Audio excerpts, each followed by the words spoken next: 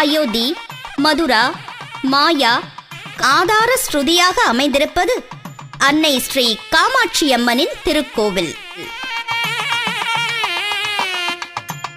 கிழக்கு நோக்கி அமர்ந்திருக்கும் அன்னையின் திருக்கோயிலுக்குள் நுழையும் போதே மனத்தடாகத்தில் நினைவலைகள் ததும்புகின்றன. அப்பர், ஞானசம்பந்தர், சுந்தரர் ஆகிய மூவருமே இந்த காமகோட்ட நாயகியை பாடி துதித்திருக்கிறார்கள். உயரமான மேடையில் தனிச்சந்நிதி கொண்டிருக்கிறாள் மகாதுர்கை. துக்கங்களை போக்குபவள் துர்கை. சங்கும் சக்கரமும் இரு கரங்களிலும் துலங்க எருமை தலையுடன் விளங்கும் மகிஷனின் மீது நின்ற கோலத்தில் காட்சி தருகிறாள் துர்கை. இவளைத்தான் கொற்றவை என்று கொண்டாடுகின்ற வலதுபுறம் காட்சி தருகிறார் பைரவர். சுவானம் என்று பெயர் கொண்ட நாய் வாகனத்தோடு தரிசனம் அருள்கிறார் பைரவர். இந்த மூர்த்திகளை தரிசித்து பிரதான கொடிமரத்தை காண்கிறோம்.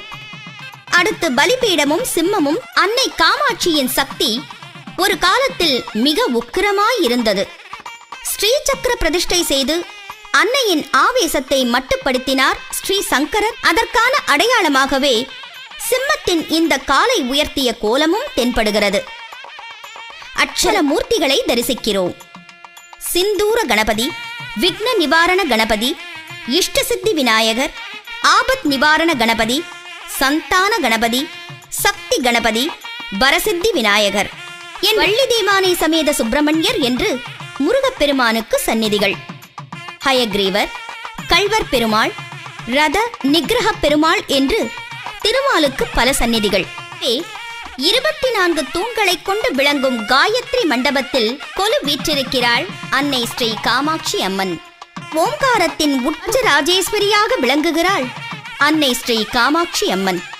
கரும்புவில், மலர்கணை, பாசம், அங்குசம் ஆகிய 4 4 கரங்களில் தரித்துள்ளாள் இந்த தயாபரி.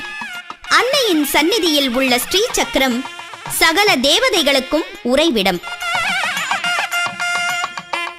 வாணி ரமா சேவிதா என்று சகசரநாமத்தால் குறிப்பிடப்படும் திருக்கோலம் எது? மையே, சுக்கிரவாரத்தில் உனை கண்டு தரிசித்தவர்கள் துன்பத்தை நீக்கி விடுவாயே. அந்தரி துரந்தரி நிரந்தரி பரம்பரை அநாத ரட்சகையும் நீயே. அழகான காஞ்சியில் புகழாக வாழ்ந்திடும் அம்மை காமாட்சி சேர்ப்பவளுமான காமாட்சி அம்மனின் தரிசனம் நமக்கு நலமெல்லாம் தரும். ஓம் சக்தி.